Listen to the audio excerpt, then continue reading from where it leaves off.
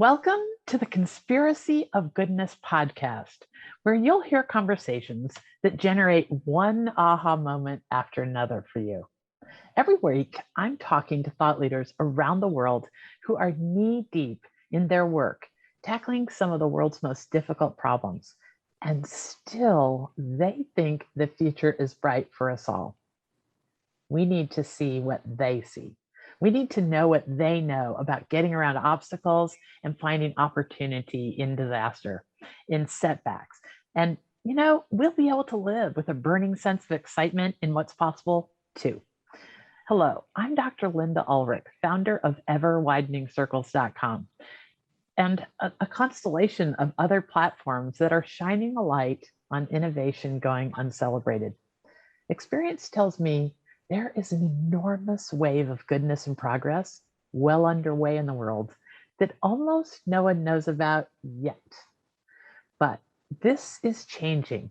And on this podcast, you'll hear from people who can teach us how they found their purpose and how they maintain a view of possibility that leaves them soaring with the spring in their step every day. So today, our guest is Sunny Grosso, a sought-after speaker inspiring groups around the world who want to build positive work cultures.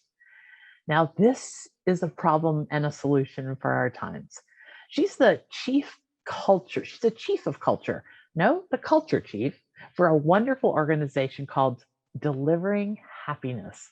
And we're going to talk with Sunny about some of the things she calls sustainable happiness.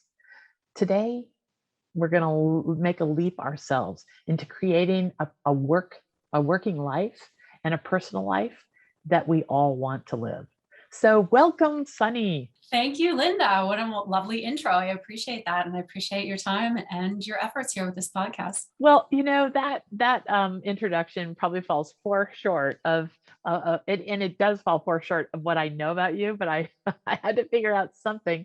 Expand on what I started there with the scope of your work, because I want people to know that they're in for a really nice 40 minutes here while we chat about all that's possible in sustainable happiness. Indeed. How can we ever encapsulate a whole human in an intro? I've been with Delivering Happiness since the beginning, and so I'm a founding employee. We are a consulting company that comes down from Tony Hsieh and the Zappos methodology. A lot of people have heard of Zappos, and sure. Tony Hsieh has recently passed, so he's been in the news again lately as well, but he really helped to pioneer this idea of how do we use happiness as a business model. So instead of a traditional business model, what if we apply the principles of happiness? So I've been studying happiness, well-being, and working with companies around the world for the past decade.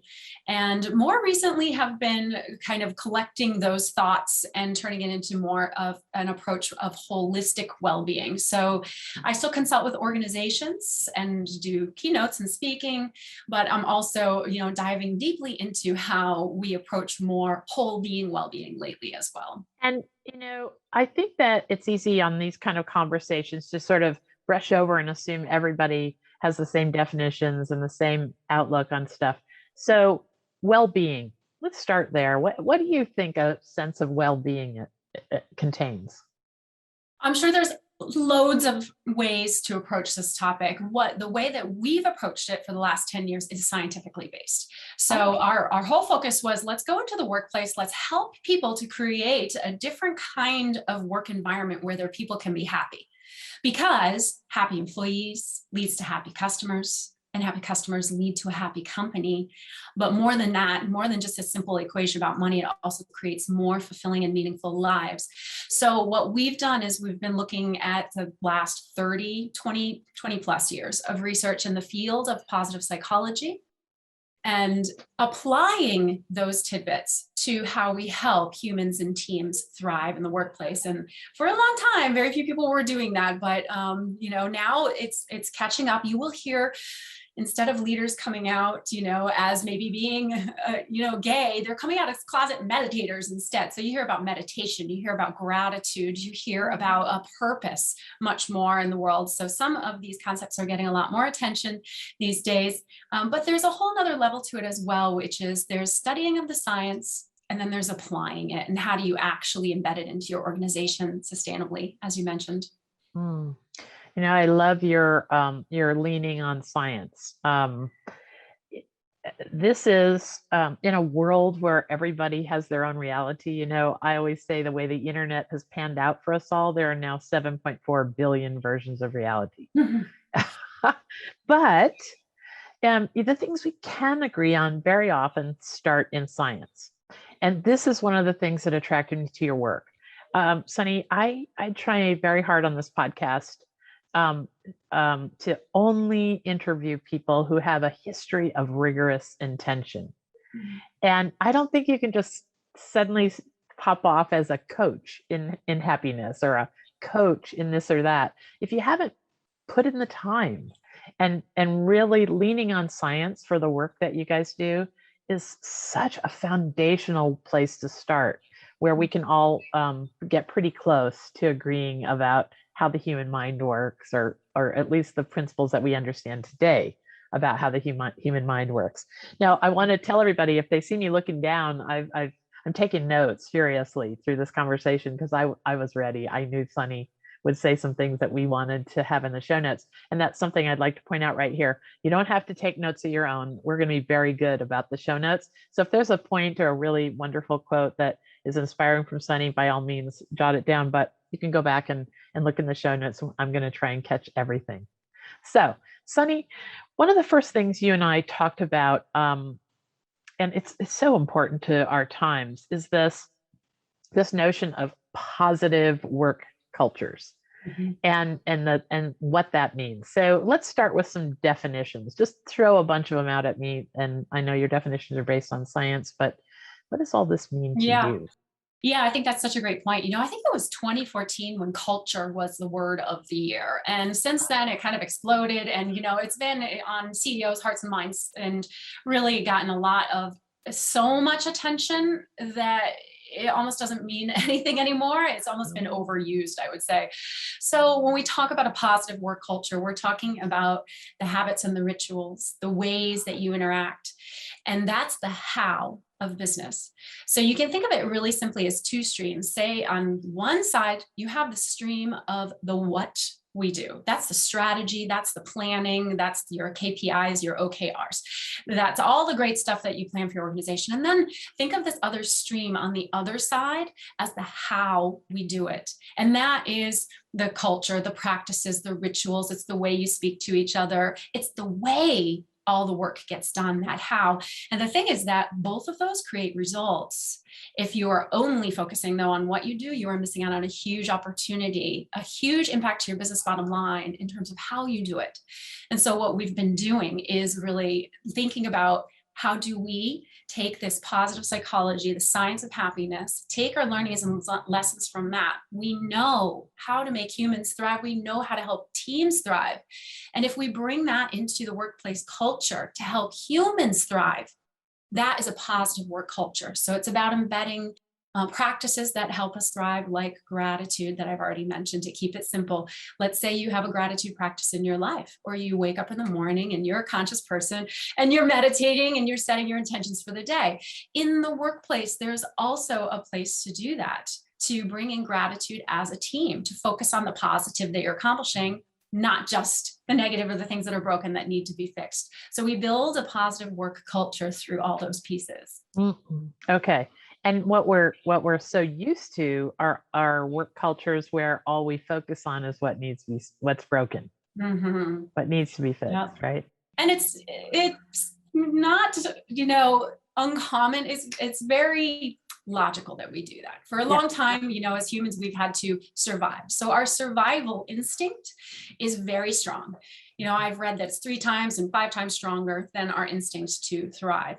So it's that scanning of the environment for any threats, for anything negative, for the next challenge that we bring into the workplace as well. But if we only study the negative or what's wrong or our challenges, we'll get really good at overcoming our challenges, and we won't get really good at knowing how to thrive, how to be successful, what created the best situation that we've had at work, for example.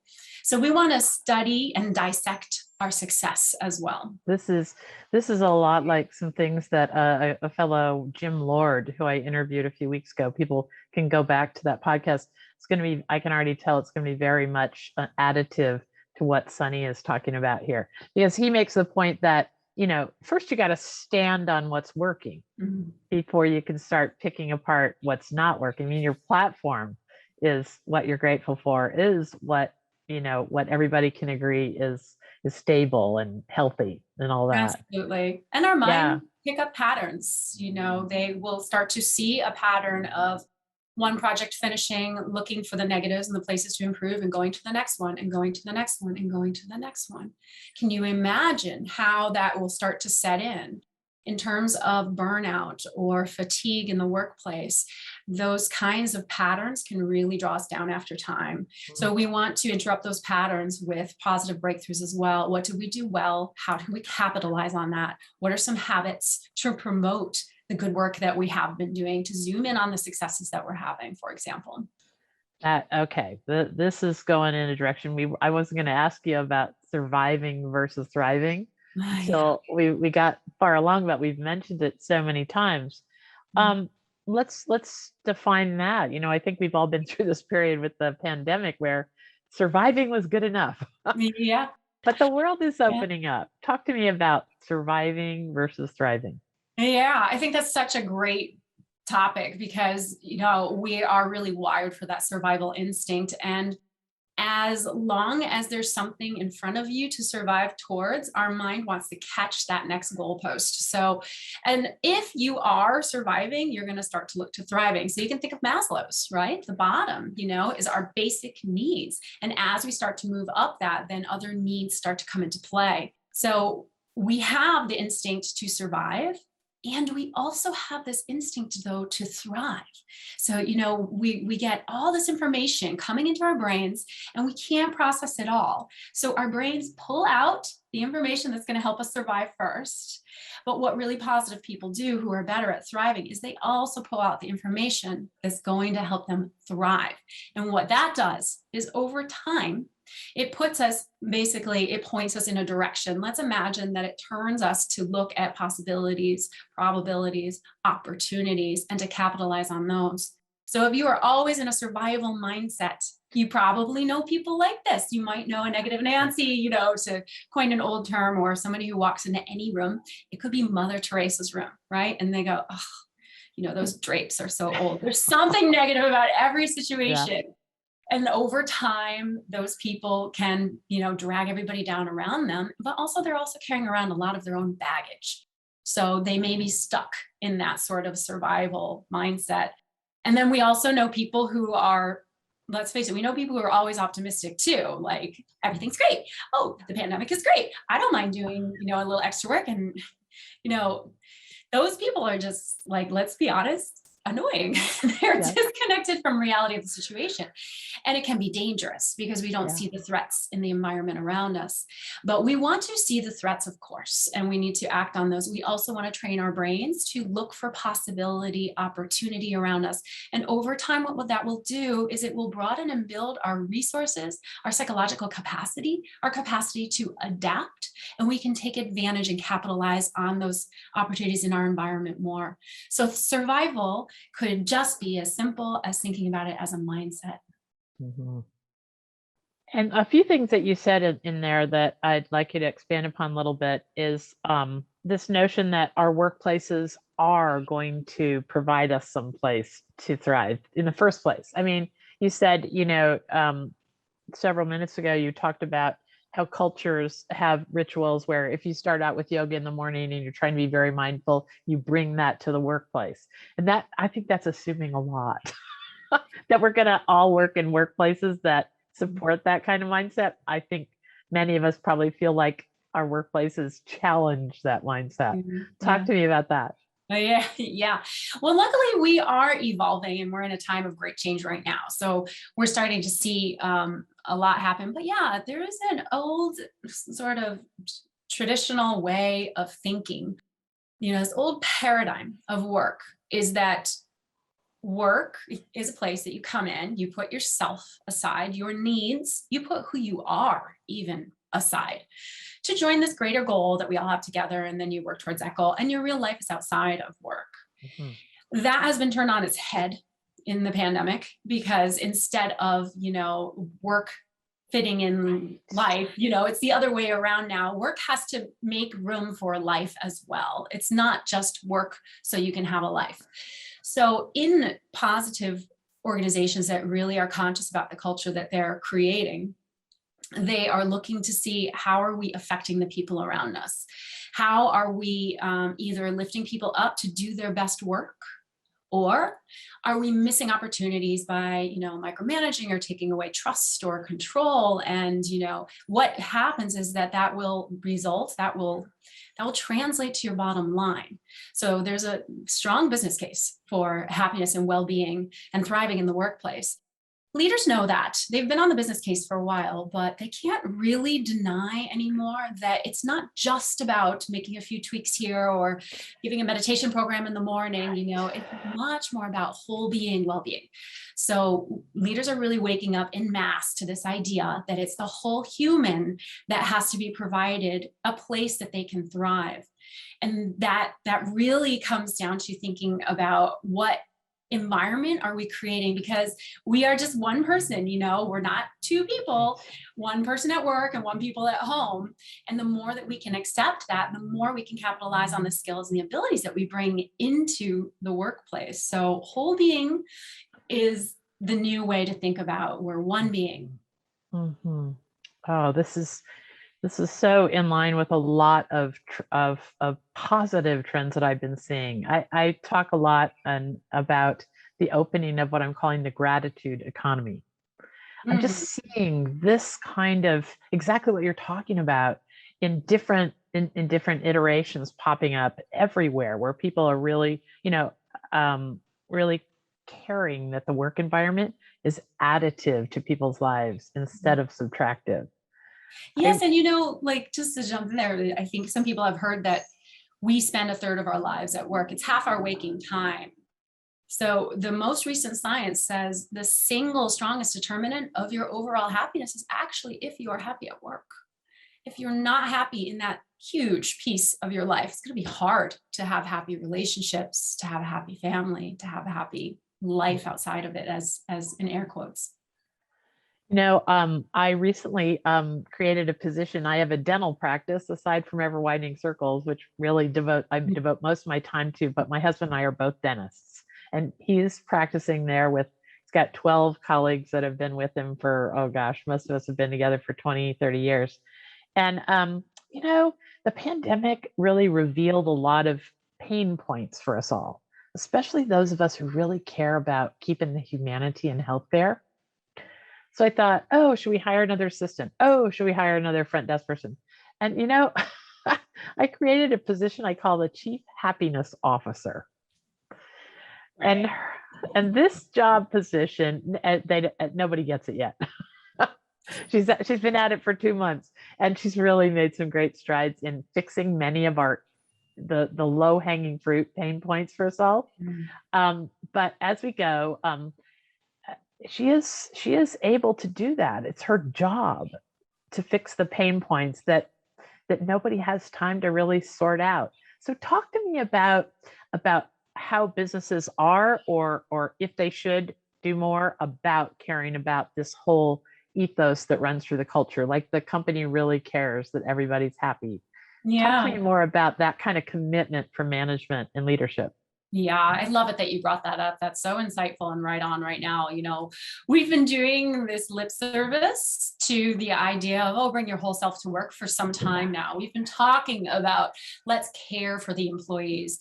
And we've even had some conversation about what it means. But now we are really seeing that leaders have to wake up to the idea that well-being is essential for tomorrow's results. So, if you think about what we've been through, you can think about it in terms of BC before COVID and AC after COVID. But if you call it BC, AC, if you call it before or after, whatever you call it, it is a before and after event. When so many things have changed in our lives that we are forced to sort of look at that blank page. And it's hard to continue in our lives without change when so many things have changed around us. Oh. And with all of that change comes the need to continually adapt. And adaptability is a function of our emotional fitness. So if you are stressed out, burnt out, if you are tired, if you are caring for somebody at home, not getting the support that you need, if you don't have the support that you need on your team, and you're trying to do your best work, it's going to be very hard. If you are supported, if you are emotionally stable, if your relationships are good, if you have an environment of people that you trust, that you have true friends at work who care for you, that you can talk to, if you feel in line with your purpose, then your resilience is higher and you can gap that adaptation bridge. You can actually adapt faster to make those changes. So I think really the message has gotten through to leaders that they need to do something different. And we're starting to see them experiment with different things. But it's not throw one thing over here, let's try, gratitude practice, or let's try some celebration or recognition on our team's call with our virtual teams and whatnot. Yeah. All of those things are great, but it has to really also come down to the more of a holistic look at the organization. What are your leaders doing? What message are they sending? Are those messages in line with the lip service that's happening? And do your systems support it? Or if you're trying to pause and, make more connections with your customers and your team, let's say you want to deepen your relationships at work, you're working on your customer service, but leaders have no time to walk the floors. They don't have any time to get out and visit them. So we have to look at the whole organization to see where we are enabling ourselves to care for the whole being. So in this whole being concept, I think leaders have to come down from on high. One of the things about this chief happiness officer position that I really think is important is that it needs to be at the boardroom level. Mm-hmm. I mean, we have a chief marketing officer, we have a CTO, we have a CFO. That sends a big signal to everyone in the organization that marketing, technology, and finances are our top priority. Mm-hmm. What signal would it send if we had a CHO at the boardroom level, making sure that we're walking our talk, making sure that our employees talk good about us out in the community, making sure they stay? I mean, have you seen that companies that can get closer and closer to a happy culture have less problem with turnover and all that? Tell us some of the benefits. Yeah. To it really boils down to this self-awareness of leadership. Self-awareness is a superpower, as we know, especially in the future, as we have more and more options. We need to understand ourselves better so that we can create the lives we want. And leaders who are unaware of the message that they're sending, their intention and their impact can easily be off. If we have aware leaders that are really thinking about their messaging, what's most important to them, and supporting that all the way down, then you've got, a much bigger advantage. One of the biggest mistakes in culture is do as I say, not as I do, or do as I say, not as I don't know even how, I'm doing. So you can't assign culture to the HR team or your people team, or you need to embody it and live it. So it's a top down and bottom up. They both have to work together, but it really starts from the top, and it really starts with that leader's mentality and mindset of, how am I embodying these principles? Because if you don't believe for yourself that you're living your values, that this is really who you want to be, that you are emulating something that is truly meaningful to you, then it's just a job to model that, and you're going to forget and slip. So one of the things that we do when we work with organizations is make sure leaders are personally connected and committed to what is inside of them that's meaningful about this organizational change. And leaders, I mean, this is one of the great things about the pandemic. It was a leveling process for all of us. Mm-hmm. There was not one of us who knew how life would go through the pandemic or could predict what their company would experience or whatever. So I think that this is a good time for these kind of cultural experiments, don't you think? Oh, absolutely. It's really when things fall apart that we have the most opportunity for change. I've been studying change also I'm fascinated by human change. My mother was a psychologist and she loved to shrink me, so to say. And I studied psychology as well before I became a coach and consultant. And we get hooked on our habits, we get hooked on our identities. And the real biggest catalyst for change is when paradigms are transforming around us, when we have sweeping change that we almost don't recognize where we are anymore. Think about the last time you went on a trip.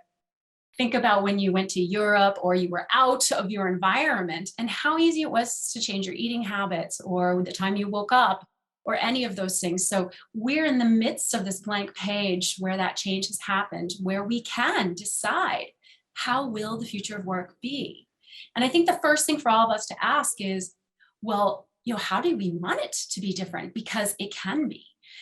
And not to fall into the trap of slipping back into our habits and routines. There's some research on, how long it lasts when you come back to work after a vacation or after a major external life event, how long you have to create sustainable change in your life. It's about 3 months. So the opportunity is here now for us to say, how can work be that place that lights us up and that fuels our well-being for the rest of our lives, and start to make those changes now. So, Sunny, you and I had a short conversation last week before this podcast because I wanted to really understand your work better. And I got some terms that I want you to talk to us about, because I found some real practical insights related to these terms that you can share with us, like in a kind of a, what do we do next? Feel free to pontificate and then tell us what we got to do next. Okay. Yeah. Okay. I loved this concept of redesigning the workplace to be a natural extension of who we are. Mm-hmm. Can you drill down into that a little bit more and then tell us some practical tips on how exactly we do that? Yeah. Now that, some people call it the Great Resignation, and I think of it as the Great Reset, because of the opportunity to reset our lives, reset our priorities and what's important to us. And people have been through this before and after event, BCAC or whatever you want to call it. And either we've had time to slow down to think about what's important to us, or some of us were in a pressure cooker, right?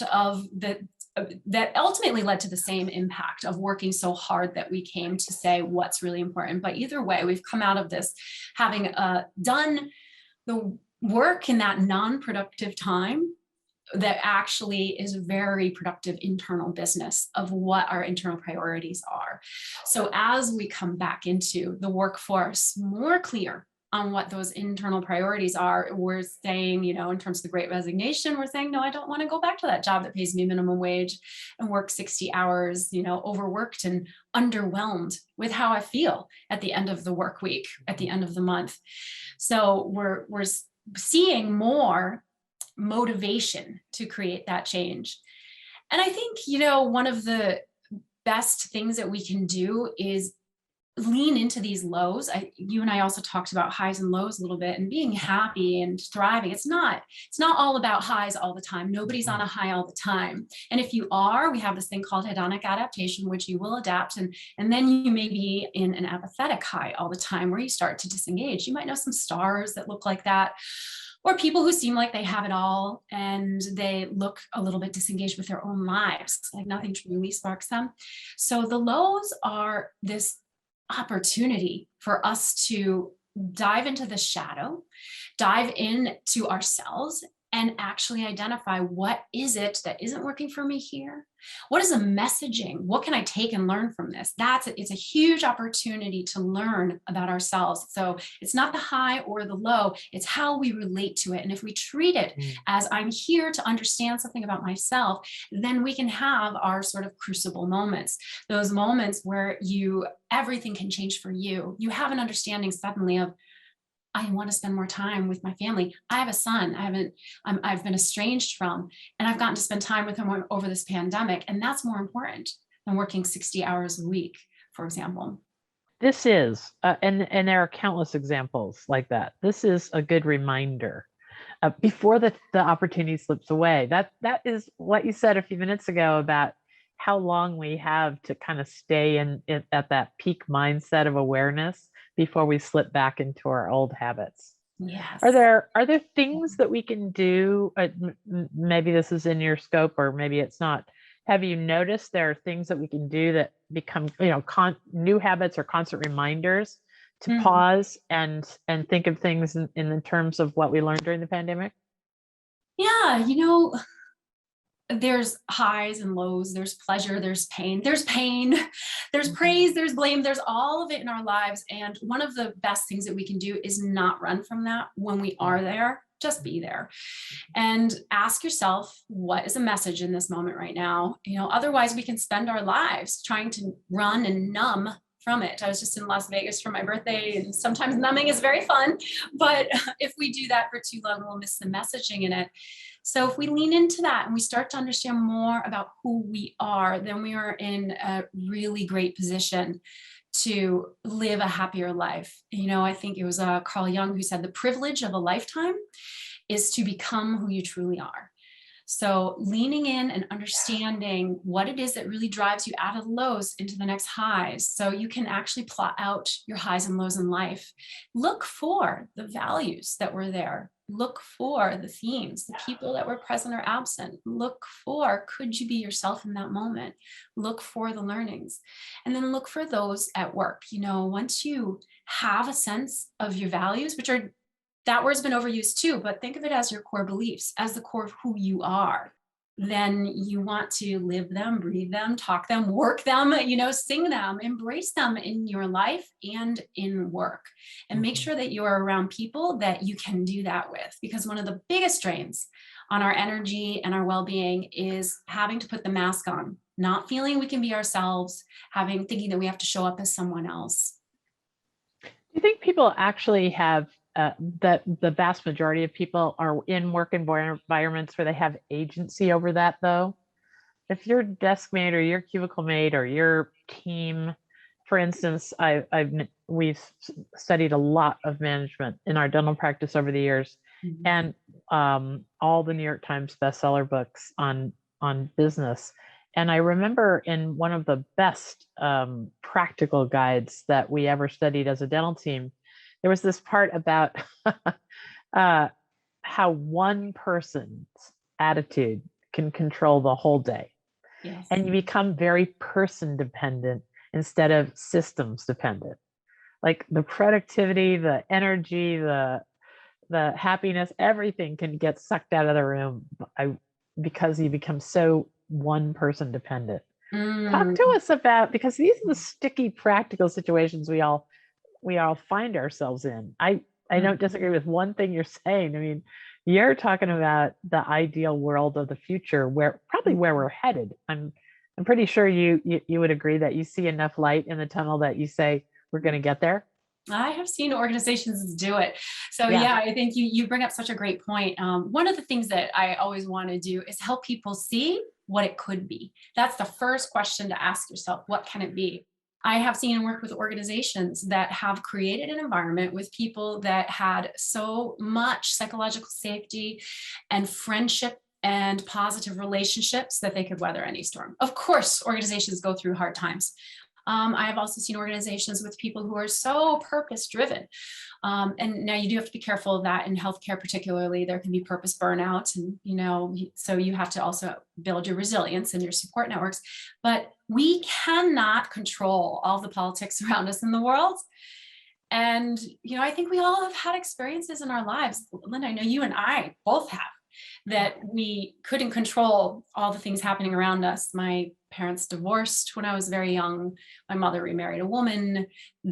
She left, they both ended up actually spending some time in prison. I was left by friends after that, found myself left alone a lot.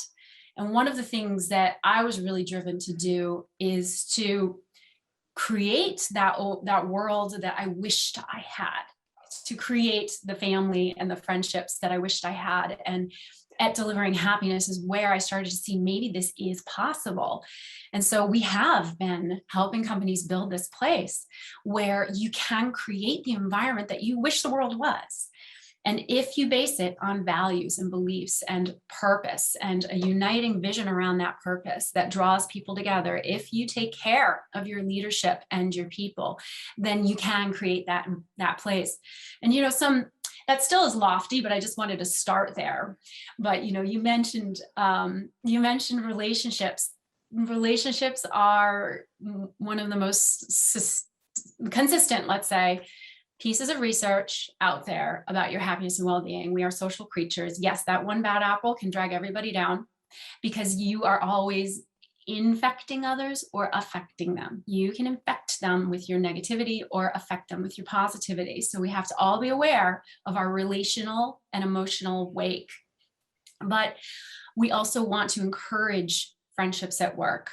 So how do you do that? How do you encourage friendships, but not have that bad apple that's dragging you down? How do you live your values? How do you take the mask off and be yourself, right? So the way that we approach it and that we found has really been working is to build a values-based organization. Define who you are, and you want to attract and repel with your values. You want to be specific about exactly what you believe and what your purpose is. And you want people to say either I belong there or I don't.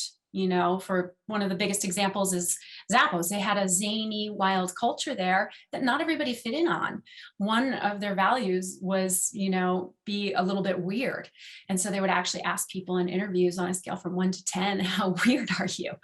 And, it would give people the sense right away that I don't know if I'm going to fit into a place where people are wearing crazy outfits and doing Jello shots and, celebrating with, wigs on through the middle of the workday.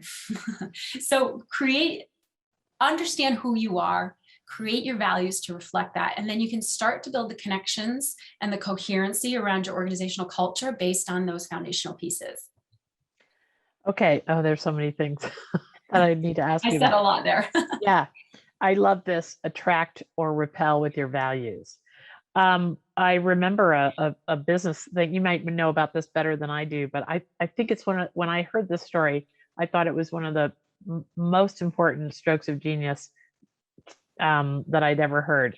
So was it Zappos that had a policy where they would hire people, and then after, I think it was 2 weeks, maybe 3, they would offer them $5,000 to quit or some incredible amount of money. Yes. And their rationale was, we're going to spend $10,000 training this person. And if it's not a good fit, all the while we're spending that money, they're going to be still looking for another job.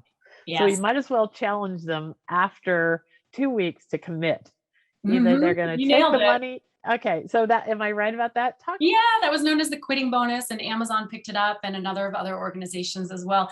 And, when we consult or speak on things like this, it's not about copying any of these other organizations. There are, Zappos is one of many great organizations. We can talk about Google. We can talk about, LinkedIn. We can talk about, organizations in different sectors.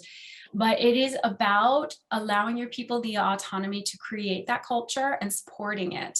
Earlier you said leaders have to wake up on a different level. Leaders also need to be followers in culture. So giving the trust and autonomy for your people to build your culture and following that first person who does something that you see as good is going to create many leaders in your culture. If you don't do that as a leader, you're going to be shouldering the weight of that culture yourself, and it's not going to be sustainable. So you want to create many little champions out there that can carry it for you. That is super lovely. You can see how much I'm writing here today. This is so great. Okay. So let's, there's so many topics I don't want to forget to talk about today that I want to look really quickly. Okay. So in this world where we're having expectations for others, where we want to be happy so bad, we wish that other person would change and then we'd be happy. We wish this thing would happen at work and then we'll be happy. We wish we got a raise because then we could buy that thing and then we'll be happy. There's this, I'll be happy when. It's so easy. We all slip into it. Talk to us about the antidote to that way of thinking. Yeah, it's the biggest lie on the planet. I think you captured that one. I'll be happy when I get, we see it all the time. It's in marketing and advertising around us everywhere. I'm I'm not a millennial, I'm a Gen Xer, but my parents told me that too. Go to a good college, get good grades, get out and get your job, and then you'll be happy. And when that didn't happen for me, was where my journey really began. And maybe for a lot of us, it's began there. Now there's not just midlife crisis, there's quarter life crisis and everything. So I think we're waking up to it faster, but you can easily get on that hedonic treadmill of let me just get that next promotion, let me just get this, and then I'll be happy. And what happens when you get there? When you got a new car, were you happy for the rest of your life? No. So we adapt. And we have to also look at what is a stimulus for that happiness. So there's internal or intrinsic happiness, and there's external. So those are external things that we're after usually, the car, the job, the promotion. And I think almost everybody has known at some point someone who has all of those things. Okay. First house, the second house, the boat, the first wife, the second wife, the first husband, the second husband, however you want to think about it. I know so many. Yes. I love how you're smiling here, and I have people come up to me all the time. I was just giving a talk in Florida, and it was at a bankers convention. And this guy looked like he had everything in the world. I heard him talking about his yacht at one point. And he said, Sunny, there's just something missing. I'm listening to your talk and I know there's a voice in me saying there's something more. So if we are pursuing happiness externally, we are always going to be looking for something else. The only way that we can actually get to that, destination, which that's in air quotes for those of you who are listening, because it's not a destination, but the place that we can rest in that happiness is when it's internal. It is not something to be chased and pursued relentlessly. It is about turning inward. And a lot of people are disillusioned with that process. They think that they deserve to be happy, or because they know what it feels like, it should just fall in their lap. It is a practice, just like anything else that you decide you want to get good at. You can also decide you want to get it good at happiness, and you can change your brain. It's about 90% of happiness is within our control. But about 40% is within our immediate control. The other 50% is more difficult to do. That's about changing your mindset. Things like mindfulness and meditation can help with those. But it's work to do that. And we have to take a good hard look at our intentions and say, do I just think I want to be happy? Or am I wearing the rose-colored glasses saying, yeah, I want to be happy? It also means turning into those darker moments, the lows in life, seeing who we are, and changing the way that we look at the world around us internally. Yeah.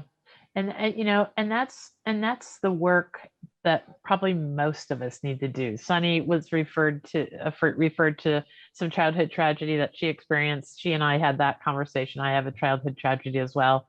And what I've noticed in my dental practice, because we have this dental practice full of friends. My husband and I practice in a very deep way with our patients. We just don't run around on roller skates. We spend time with people. And Chuck and I are beginning to think that about 80% of us have a childhood tragedy. Mm-hmm. And I've learned to look at it like this. Like, some people carry their burdens better than others.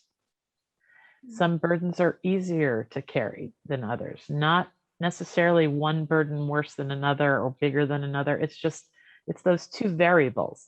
Some are easier, harder not to wear on your sleeve.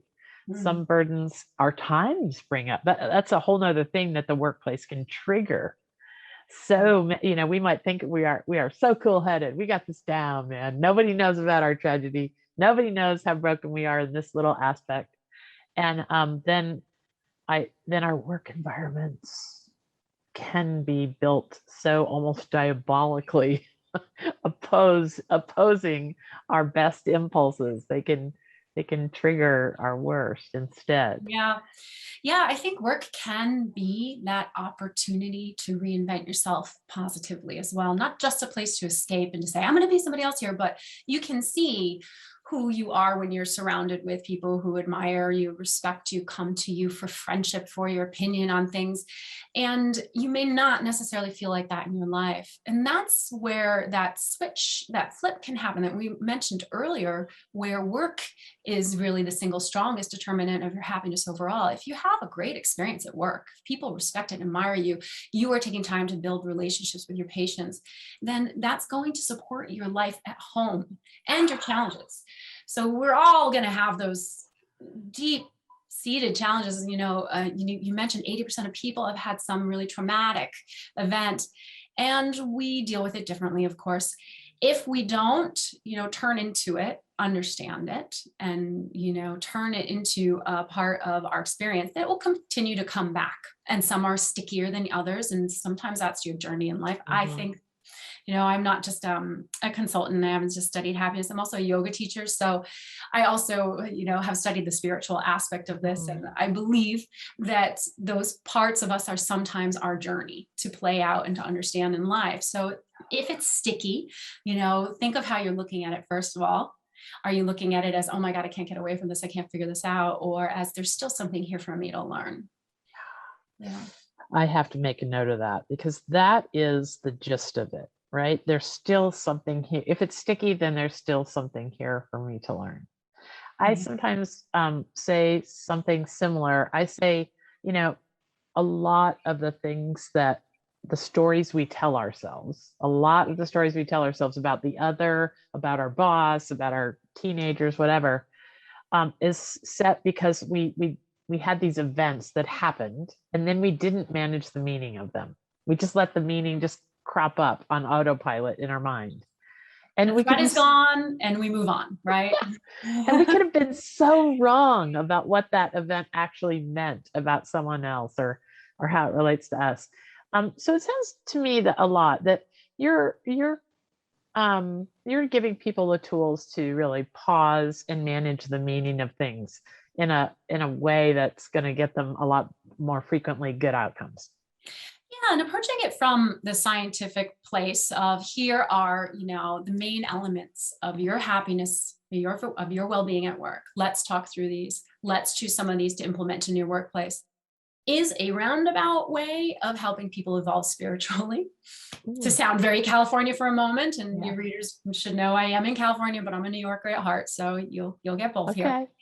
But if we want to help people to evolve and to become happier in their lives, the workplace is actually a brilliant place to meet them to do that. It's someplace that, you're expected to grow and to challenge yourself. And wow, you mean to tell me that a training in well-being at work is going to make me more efficient and productive, therefore help me be a better worker? You can start there. And then oftentimes what happens is it actually turns around, because if you're not affected personally, then we're talking about external motivation again. And as soon as external motivation is gone, so is your desire to reach it. So internally or intrinsically motivating people is how we create sustainable change.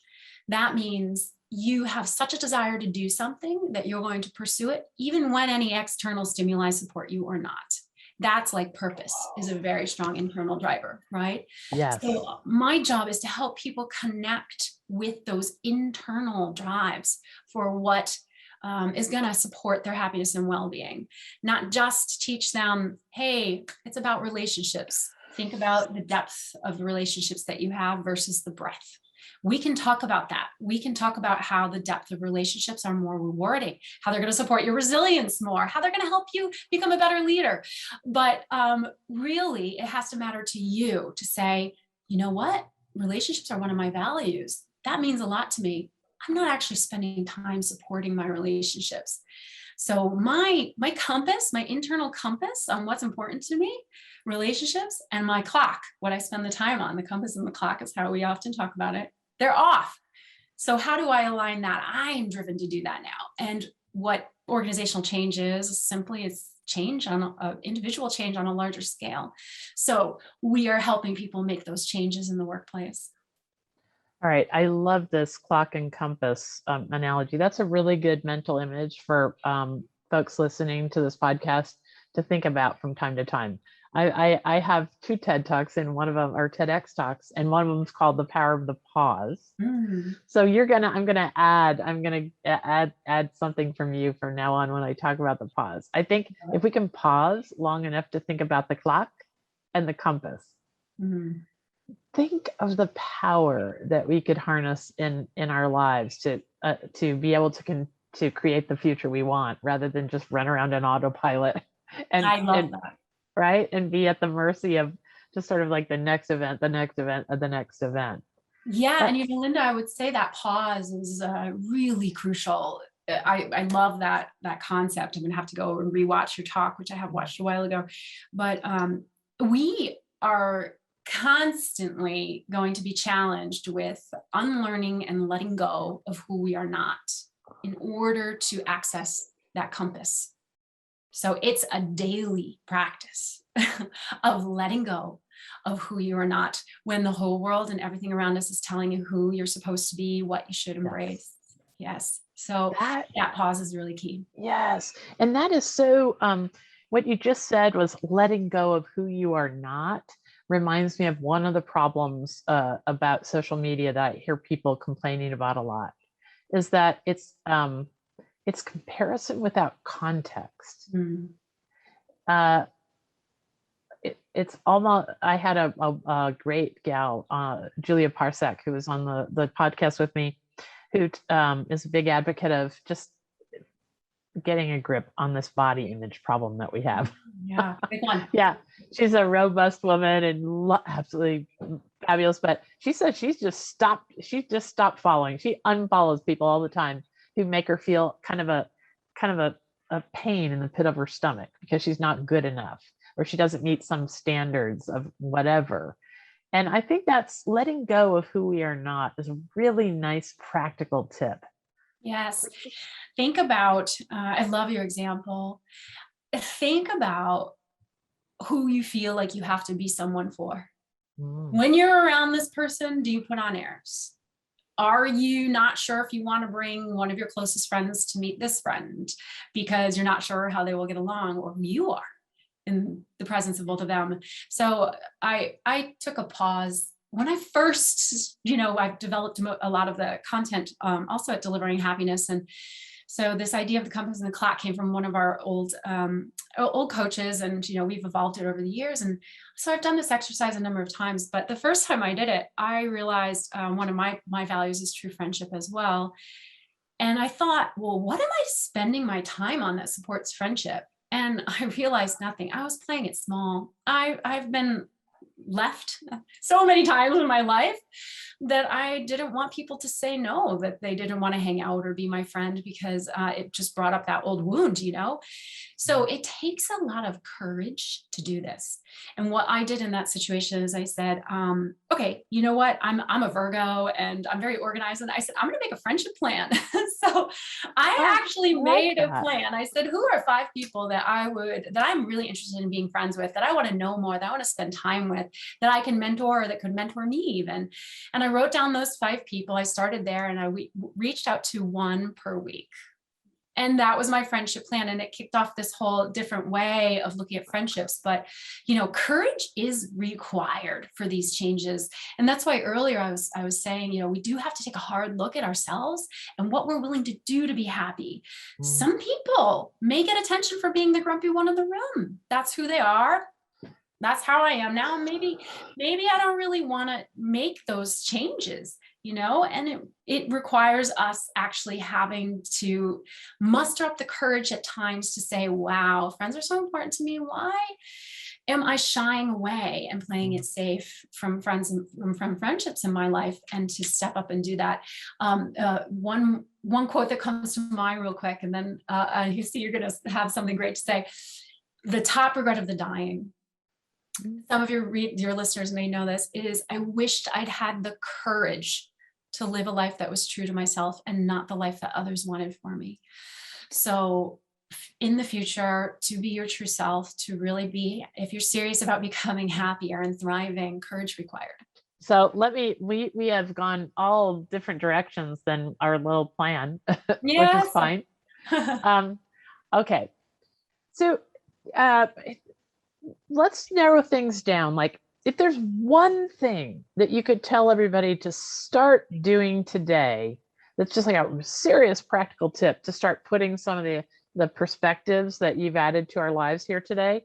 If there was one thing, a practical tip that people could start today after they listen doing, and maybe it's something we pay attention to, or maybe it's something we don't pay attention to. Maybe it's something we start asking of others. Maybe it's just give us one practical tip that can start us on a better journey that's more satisfying in this life.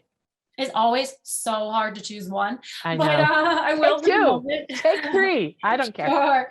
There's about 5 core elements of our Okay. happiness in the workplace. So one that's really important right now and present in the hearts of most people is the idea of a sense of autonomy and control. And, you know, happiness begins and ends with the understanding that some things are within our control and some things are not. Maya Angelou says, if you're unhappy with something, change it. So, or if you can't change it, adapt. She has some great quote like that. But I think we are realizing how much is not in our control. The world has gone really from like complicated. It's been complicated for a while. And that means there's many moving parts and moving pieces, but you can plan around complicated. And it's gone to complex. And the complexity is constantly changing. And all of those moving parts, you can't necessarily predict what's going to happen. And that leaves us feeling less in control. Now it gives us more opportunities. There's more opportunities than ever in that complex world because you can't predict them. But we also have to acknowledge that there's some things within the sphere of our control and that there's some things that are not. Now, we all get into the mindset of, I wish I could do this. I want to do that. Oh, if only we could do that. Oh, why did that? So just look at your mindset. When I first started this work, I did a 30-day challenge on awe. So just bringing my mindset into a place of awe. Oh, and every day I would document a moment where I would look for awe. And the first thing I noticed is, gosh, I'm not in awe often at all. So getting aware of where your mindset is a great place to begin. You can set a timer throughout your day. Sometimes I do that every 30 minutes. For example, when I'm working, I just see where my mindset is, or you can start in the mornings. So one way to change your mindset is to, there's this really simple thing I use all the time. It's called AAA, accept, appreciate, awe. So first, notice where your mindset is. Take a deep breath, close your eyes, do just a quick moment. Feel the breath coming into your body. That's a little mindfulness or meditation practice, right? All it takes is one breath to center yourself and identify one feeling or one emotion. Then challenge yourself. Maybe it's 30 days of wonder. For example, what is something that is going on right now that you can accept? Maybe you don't have control over it. I accept that there's political challenges going on in the world. I accept that there's litter. I accept that I have to be on Zoom for my meetings. And then find something to appreciate. I appreciate that there's actually, people fighting politically. I appreciate that there are programs to help the environment. I appreciate I can still do my work. And then elevate it to awe. Wow. All of these people in this world with different political views are actually out there able to express them. Wow. We have come so far in our understanding environmentally. Or wow, I'm actually doing my work from my home in my pajamas. And I'm actually in my yoga clothes right now. So elevate your mindset, notice it, and then elevate it. And I know I'm getting a little detailed here, but there's so much research behind it. Just those few steps, noticing and elevating, brings you into control. And you want to be the author of your destiny. And that is real power and happiness. So there's one tip. That is what I wanted you to share with us before we part. That is a great way to literally create the future you want to see in the world. That's what we're working at Ever Widening Circles to do, is shine a light on people like you and all these thought leaders who can still feel like there's a bright future no matter the level of problems they're trying to solve. It's because they do just what you described. So I hope everyone gives that a really good try. I wrote as fast as I can. I'll make sure I put as much detail in the show notes, but that's a section worth listening to. Thank you so much for sharing all this with us. So Sunny, um, if there's an ideal place for people to connect with you, to get to stay on the Sunny train, to just keep on expanding their notions, where should people connect with you? Where can they find you? I love the way you put that. Yeah, Sunny at deliveringhappiness.com. And it sounds a little cliche, I know. So maybe that will help you remember it, but it's Sunny, SUNNY, like maybe, hopefully it is in your world right now. And it's at deliveringhappiness.com. I also teach yoga in San Francisco. As I mentioned, it's sort of like a way that I continue to practice my own internal approach to all of this. So if anybody's in San Francisco, you can find me at Yoga Flow SF. Oh, that, and that's a whole nother world that we could talk about sometime, about what that has brought to your life, I'm sure, the yoga aspect of things. I would relish that conversation. Yeah. So, okay. I'm just we'll circle back very, very soon. Sounds good. So thank you so much. For more information about anything that Sunny and I mentioned, we were mentioning some great thinkers that have some amazing quotes that are worth pitting on your board and looking at from time to time. Anything like that Sunny and I mentioned is going to be in the show notes, and her contact information will be there too. So no worries. So remember that Sunny is one of these people who is a guide to what's possible for all of us.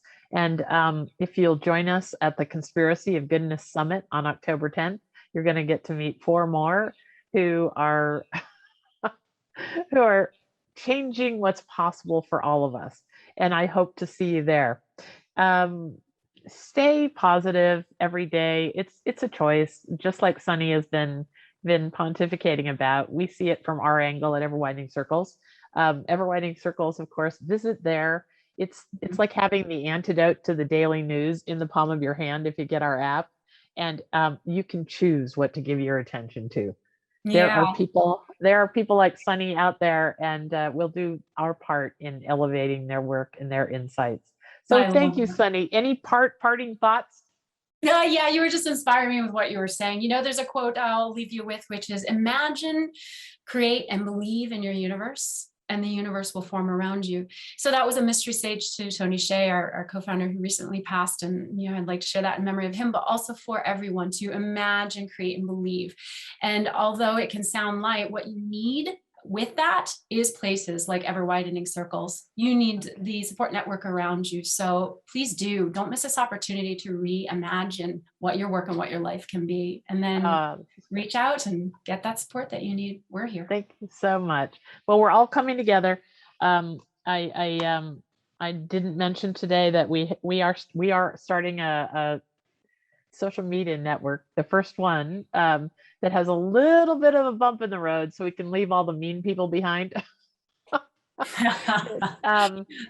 it's going to be a place where people will connect around good intention, like you and I are talking about today. So check out the Conspiracy of Goodness Network as well. Okay, Sunny, have a great day. I've smiled so much today, my face hurts a little. Oh, I love it. Thank you, Linda. Okay, have a great one. Bye-bye.